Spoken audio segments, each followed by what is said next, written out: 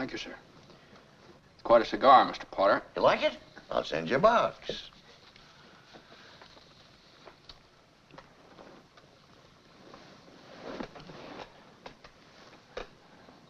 Well, I suppose I'll find out sooner or later, but just what exactly do you want to see me about?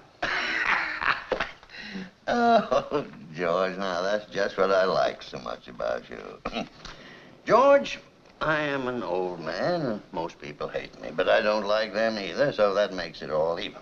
You know just as well as I do that I run practically everything in this town, but the Bailey building alone.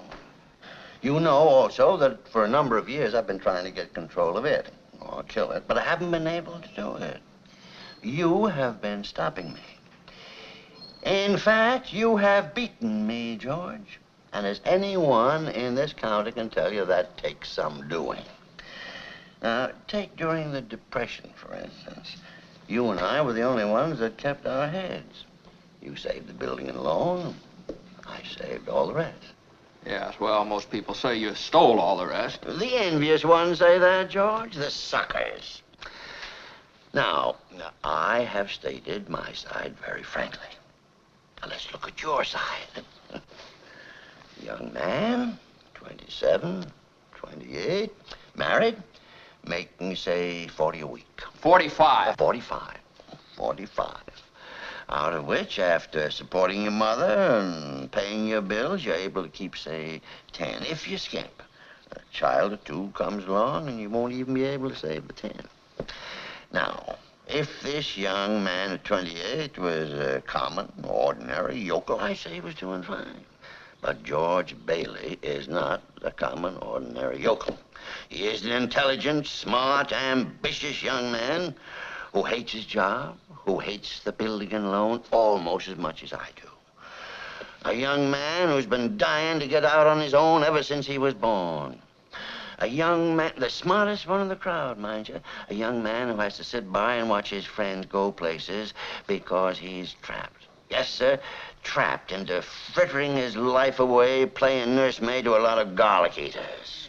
Do I paint a correct picture, or do I exaggerate? Well, what's your point, Mr. Potter? My point is I want to hire you. Hire me? Yeah, I want you to manage my affairs, run my properties. George, I'll start you out at $20,000 a year. $20,000 a year? You wouldn't mind living in the nicest house in town? Buying your wife a lot of fine clothes? A couple of business trips to New York a year? Maybe once in a while Europe? You wouldn't mind that, would you, George? Would I?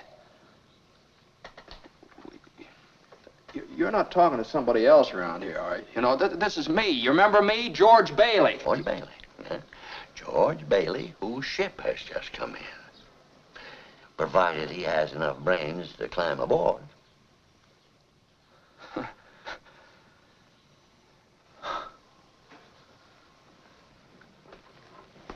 mackerel.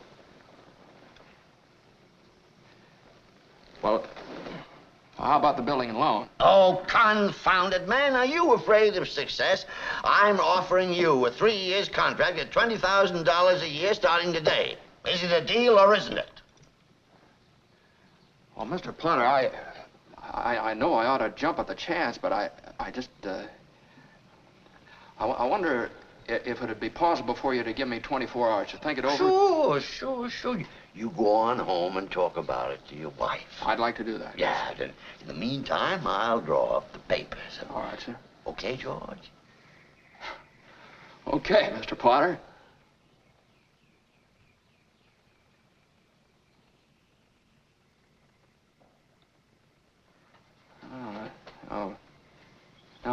No, wait a minute here. Wait a minute. I don't need 24 hours. I don't have to talk to anybody. I know right now, and the answer's no. Doggone it.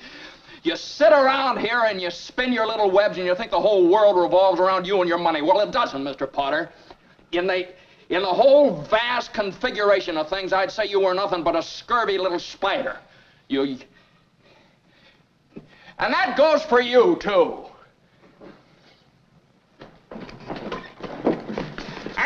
for you, too.